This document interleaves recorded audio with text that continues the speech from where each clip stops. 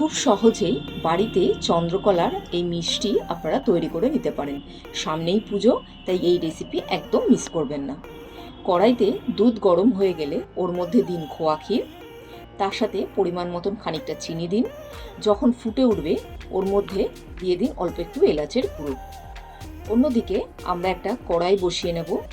আমাদের শিরা তৈরি করতে হবে, তার জন্য সমপরিমাণ জল আর চিনি দিয়ে ওর মধ্যে সামান্য একটু কেশর আর এলাচের গুঁড়ো দিয়ে শিরাটা হতে দিন। এদিকে কিন্তু খোয়া ক্ষীর একদম রেডি আমাদের।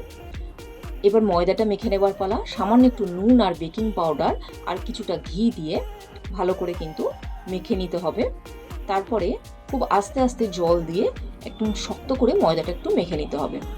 ময়দা থেকে ছোট ছোট করে লেচি কেটে নিন এবং প্রত্যেকটা মিষ্টির জন্য কিন্তু দুটো করে এরকম লুচি বেলে নিতে হবে। তো তার মধ্যে দিয়ে দিতে হবে খোয়া ক্ষীর আর চারিধারে এরকম হাত দিয়ে সুন্দর করে মুড়ে নিতে হবে। এগুলো আমরা করেই থাকি, কারণ আমাদের মা দিদিমারা এইভাবেই পিঠে করে থাকেন, ঠিক সেভাবেই কিন্তু এগুলো করে নিতে হবে।